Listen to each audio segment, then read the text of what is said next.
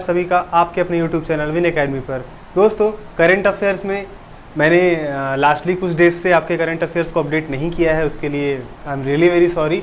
आइए आज से हम फिर से अपने करंट अफेयर्स की क्लास को कंटिन्यू करते हैं, ठीक है। और अब डेली हम इसी बेसिस पे इसको कंटिन्यूएशन में रखेंगे। दोस्तों, पर लास्ट वीडियो में मैंने आपसे एक होमवर्क में एक क्वेश्चन पूछा हुआ था, ठीक है। पासेक्स नौसैनिक युद्धाभ्यास किन दो देशों के मध्य आयोजित किया जाता है? इसका आंसर साक्षी जी ने दिया है।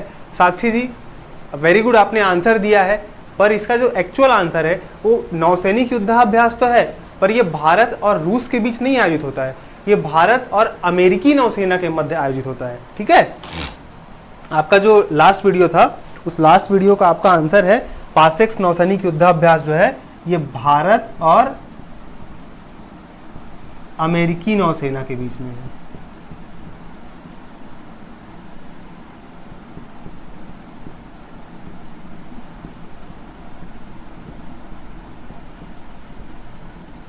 ठीक है, तो ध्यान के रखना है। पासेक्स युद्धाभ्यास की अगर हम बात करेंगे तो पासेक्स युद्धाभ्यास भारत और अमेरिकी नौसेना के मध्य आयोजित किया जाता है। मेरा आज का पहला पॉइंट है दोस्तों, भारत का पहला शहरी एलिवेटेड या एलिवेटेड शहरी एक्सप्रेसवे कहाँ बनाया जा रहा है, उसका नाम क्या है? अभी ये अंडर कंस्ट्रक्शन है, 1 साल के अंदर इसके पूरा होने की उम्मीद है। तो अब ये शहरी भारत का पहला बोल रहा है, ठीक है। भारत का पहला, इट मीन्स ये अपने आप में क्या है, इंपॉर्टेंट है। तो भारत का पहला एलिवेटेड शहरी एक्सप्रेसवे जो है द्वारका एक्सप्रेसवे बनाया जा रहा है, ठीक है। द्वारका एक्सप्रेसवे।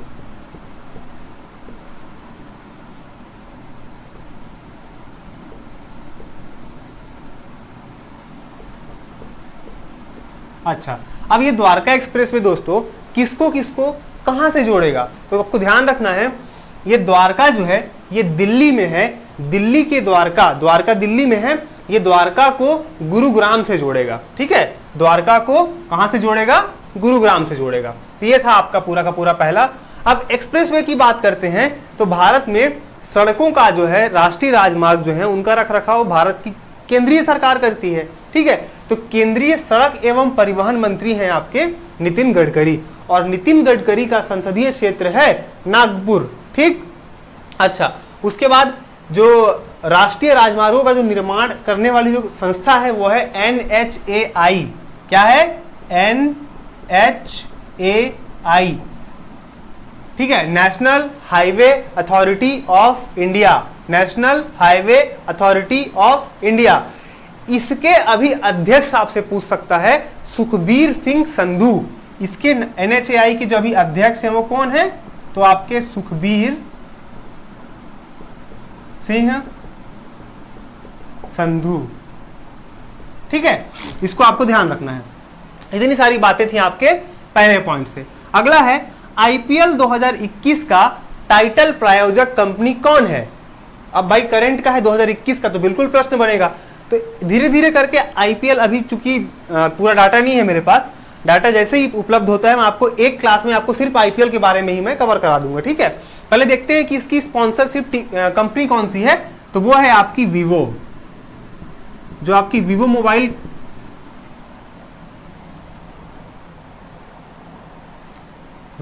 कंपनी जो है आपकी, ये आपके IPL 2021 की टाइटल प्रायोजक कंपनी है। नेक्स्ट है स्टीफन लोफवेन। स्टीफन लोफवेन प्रधानमंत्री बनाए गए हैं नए। तो ये प्रधानमंत्री कहां के बने हैं? स्वीडन के, ठीक है। कहां के बने हैं? स्वीडन के, ठीक। अच्छा, स्वीडन की बात करते हैं तो स्वीडन की जो राजधानी है ये है स्टॉकहोम,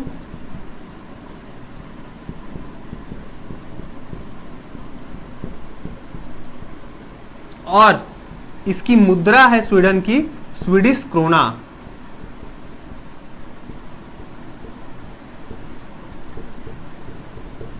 ठीक है। स्वीडन के नए प्रधानमंत्री बने हैं स्टीफन लोफवेन, और स्वीडन की राजधानी स्टॉकहोम है, और यहां की मुद्रा है स्वीडिश क्रोना। इसके इतर आपको एक चीज और याद रखना है कि जो दुनिया का सबसे बड़ा पुरस्कार है नोबेल पुरस्कार, ये नोबेल पुरस्कार भी कौन देता है? Royal Swedish academy. सिर्फ शांति के नोबेल पुरस्कार को छोड़ करके बाकी सारे के सारे नोबेल पुरस्कार कौन देता है? रॉयल स्वीडिश एकेडमी देता है, जो कि स्वीडन का ही एक संस्था है। और इसके अलावा जो आपकी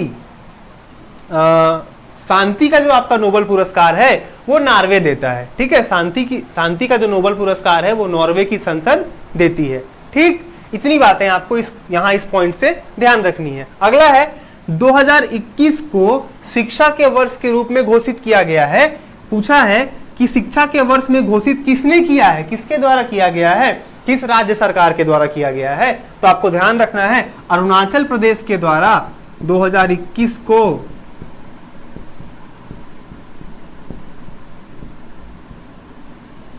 शिक्षा के वर्ष के रूप में घोषित किया गया है। अब बात आई है अरुणाचल प्रदेश की, तो अरुणाचल प्रदेश की राजधानी है दोस्तों ईटानगर। अरुणाचल प्रदेश के जो मुख्यमंत्री हैं वो कौन है, पेमा खांडू, और अरुणाचल प्रदेश के जो राज्यपाल हैं वो हैं ब्रिगेडियर बीडी मिश्रा। ठीक, अरुणाचल प्रदेश के मुख्यमंत्री कौन हो जाएंगे आपके, सीएम साहब। तो सीएम साहब कौन है, पेमा खांडू, और यहाँ के गवर्नर कौन हो जाएंगे, बीडी मिश्रा। अब देखिए बात आई है अरुणाचल प्रदेश की, तो अरुणाचल प्रदेश में कुछ दर्रे मिलेंगे जैसे वोमडिला, यांगयाप, दिफू, दुमला, और इसी यांगयाप जो दर्रा है यहीं से भारत में ब्रह्मपुत्र नदी जो है वो भारत के अंदर प्रवेश करती है। ठीक, इसी यांगयाप दर्रे से अरुणाचल प्रदेश में जो है वहां से आपके ब्रह्मपुत्र नदी भारत में प्रवेश करती है। आगे बढ़ते हैं। अगला है 30वां बिहारी पुरस्कार 2020 प्रदान किया गया। दोस्तों 30वां बिहारी पुरस्कार 2020 जो है ये दिया गया है मोहन कृष्ण बोहरा जी को। किसे दिया गया है, मोहन कृष्ण बोहरा को। अब देखिए खास बात याद रखिएगा, नाम है बिहारी पुरस्कार, लेकिन ये किसे दिया जाता है, तो ये दिया जाता है सिर्फ और सिर्फ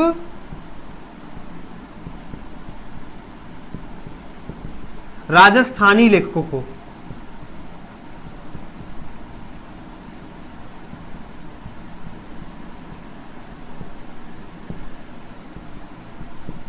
ठीक है, जो 30वां बिहारी पुरस्कार है ये किसे दिया गया, मोहन कृष्ण बोहरा जी को दिया गया है। और हमेशा ऑलवेज किसे दिया जाता है, तो सिर्फ और सिर्फ राजस्थानी लेखकों को दिया जाता है। अब अगर मैं बात करूं मोहन कृष्ण बोहरा जी की रचना क्या है, तो इनकी रचना है तस्लीमा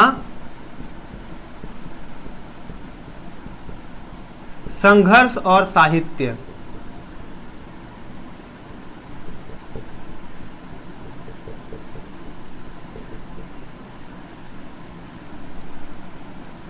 तस्लीमा संघर्ष और साहित्य इनकी क्या है, रचना है। लास्ट दोस्तों 6वां पॉइंट है मातम वेंकट राव, एमवी राव, मातम वेंकट राव किस बैंक के नए एमडी एंड सीईओ बनाए गए हैं। एमडी मतलब होता है मैनेजिंग डायरेक्टर और सीईओ मतलब होता है chief executive officer. Managing director और चीफ एग्जीक्यूटिव ऑफिसर बनाया गया है सेंट्रल बैंक ऑफ इंडिया का। किसका बनाया गया है, तो बोलेगा तो सेंट्रल बैंक ऑफ इंडिया। ठीक है, मातम वेंकट राव को नया एमडी एंड सीईओ बनाया गया है आपके सेंट्रल बैंक ऑफ इंडिया का। पासेक्स नौसैनिक युद्धाभ्यास भारत अमेरिका।